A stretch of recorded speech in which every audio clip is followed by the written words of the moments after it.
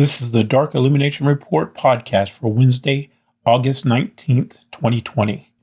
On today's episode, I'm going to be laying out some of the core beliefs of Shadow Path Diabolism to start letting people know exactly what we believe and exactly what our philosophy is.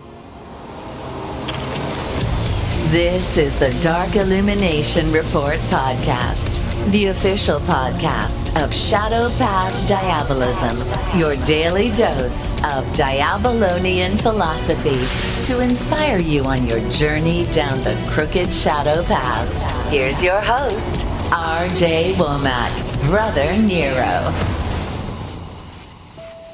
Hi, everybody. Welcome to the show. Thanks for being here. I'm your host, R.J. Womack, a.k.a. Brother Nero, and this is the Dark Illumination Report podcast, the podcast where we promote the religious worship of Satan and demons as a serious faith and way of life. And today we're going to be talking a little bit about some of the core principles or some of the principles that make Shadow Path Diabolism different from other forms of occultism. The first thing that you should know is that this tradition is being developed for those who seek a more devotional approach to their worship of Satan. What I mean by that is it's for people who want to devote their life and dedicate their life to Satan and his cause, not just treat it as some kind of casual thing they do on the side in addition to their job or their family or whatever it is they may do. The whole point of Shadow Path Diabolism is to make Satan and the other demons and the religious tradition and observances part of your daily life, a central focus of your life. In other words, Satan should become a part of your family, a part of your daily existence from which everything else sprouts from or comes from. He should not be an afterthought. You shouldn't just be doing rituals, a couple of times a year, take your robe out, dust it off after you haven't used it since last Halloween, and then start practicing. You should be actively practicing, actively praying. And this is the other thing I want to bring up.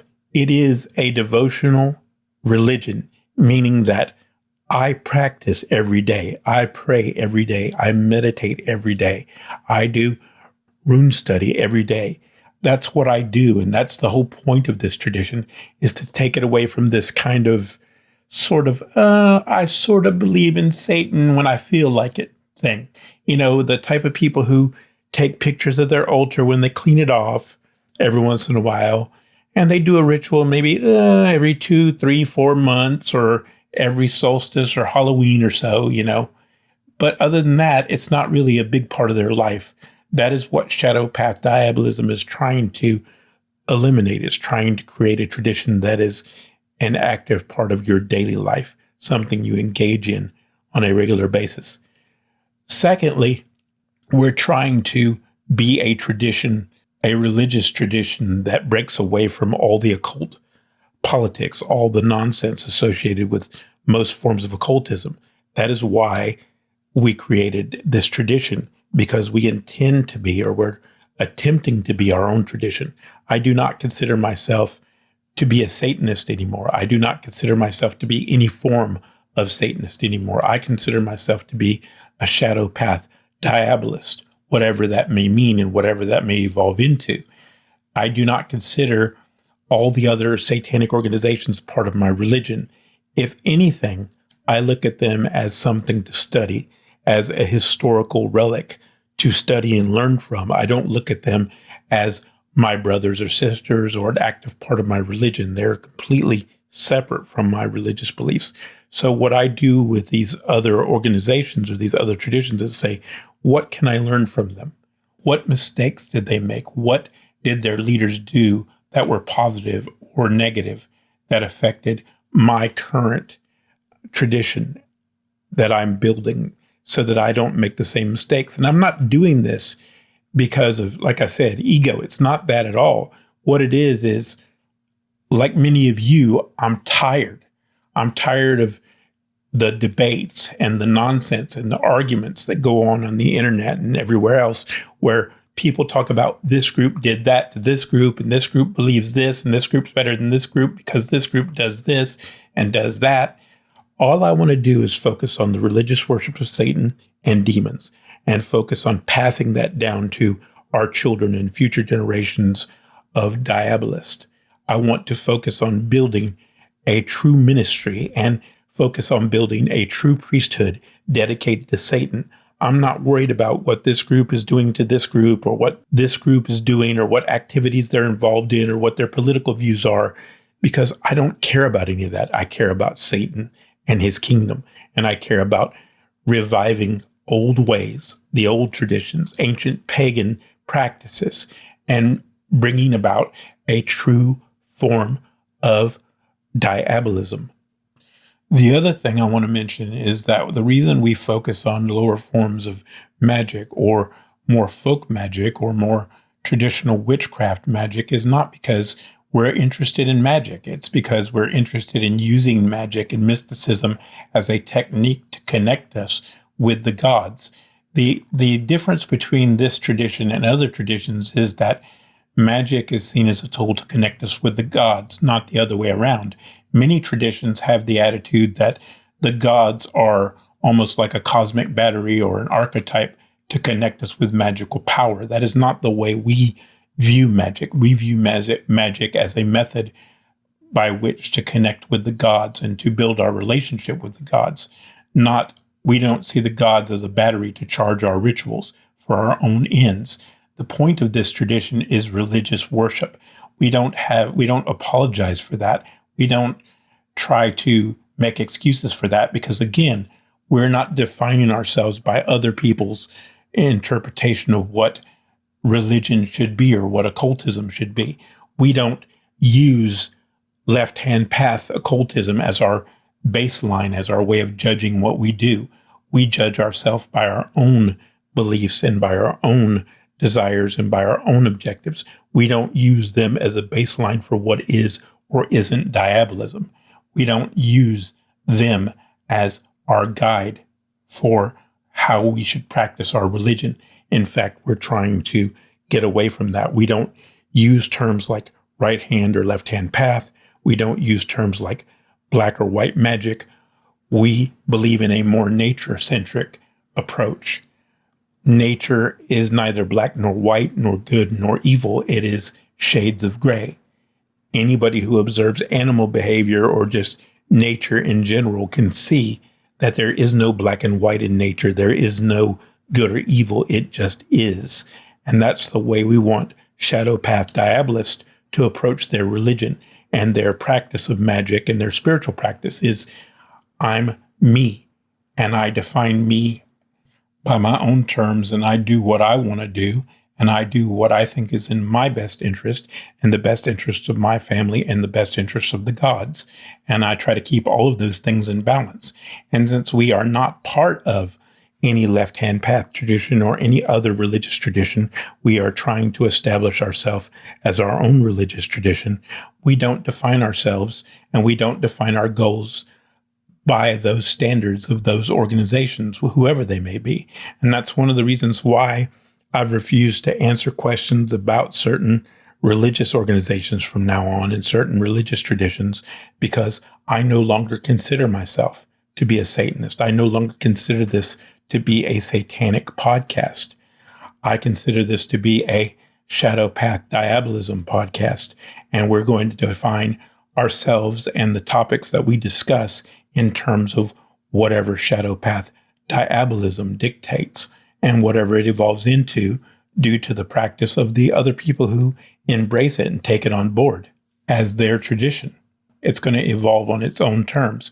The other thing that I would say one of the most important aspects of Shadow Path Diabolism is we respect people's individual right to be themselves. We believe that Satan gave them a free will and self-awareness. And to violate somebody else's free will and self-awareness is to violate the very gift of Satan, the very gift that the black flame bestowed upon us, if you want to use that term. I use the term black flame, but it doesn't necessarily have to be symbolized that way. I just use that term because it's popular and people understand it. You could look at it in any different way, how you want to define that gift or how you want to symbolize that gift. But the point is, he gave us free will and self-awareness, and to take away somebody's right and personal sovereignty is one of the biggest crimes in Shadow Path Diabolism. So with that in mind, we kind of have a attitude of non-interference, meaning that if we meet up with another diabolist, a fellow walker of the shadow path, we let them live their life according to their own morals and their own code of ethics, because we believe Satan gave us that freedom to do that. The only time that we would interfere with someone else's right to do something is when their choices impact us or the people around us. For example, as I've said in my previous book, I said that I would strongly discourage women that are Satanists, that are pregnant with a diabolist child. I would discourage them from having an abortion. And a lot of people took offense to that, and it became a very controversial aspect of my book. But what they failed to understand is that I said that I would strongly discourage it. I wouldn't recommend it, and I think it's bad for the future of our religion. Now, having said that, I want to be clear. The choices a woman makes about her life and her body are between her and Satan. And that's the only people, as far as I'm concerned, are the only individuals that need to be involved in that decision. Now, if somebody comes to me and asks for my opinion, I'm going to strongly discourage it as a minister, because I believe in trying to build up future generations of young Satanists. And I believe every life matters. So therefore, I would discourage it, but I wouldn't hold it against them if they did. Because as I said, as a Shadow Path Diabolist, I believe each and every person's life is in their own hands, and the decisions they make are between them and the gods. And as long as they're not impacting my life or affecting my life directly, then I have no right to tell them how to live. I can suggest things, I can give my opinion, but that's all it is an opinion. And this is in keeping with the idea of what I've said before about being a minister in Shadow Path Diabolism. As a minister in Shadow Path Diabolism, your job is not to tell somebody how to practice or what they should practice. Your job is to give them suggestions about how to practice. Your job is to be a guide, a mentor, a Sherpa, if you will, a shaman, as I've said before. We are not like the Christians in the sense that we do not sit there and say, this is absolutely the way things must be. We respect people's individual right to make choices for themselves, and it's between them and the gods. But it's also important to note that we would never engage in activities that would take people's personal freedoms away.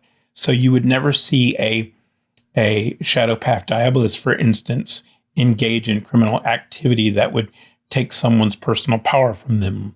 You would never see, or Shadow Path Diabolism would never condone behavior like rape or child molestation or some kind of abusive behavior like sex trafficking, because it would go against the very principles of our religion, our belief system. We believe that an individual's right to self-sovereignty is, one of the most sacred things we have. So to take someone's rights or take someone's personal power away from them to choose their path or their personal freedom away from them is the ultimate sin against Satan in a way. Anyway, that's it for today, guys. I hope it helps give you some idea where we're coming from. I'll see you next time. Later. If you would like to learn more about the Shadow Path Diabolism tradition of occultism, go to rjwomack.com. That's rjwomack.com.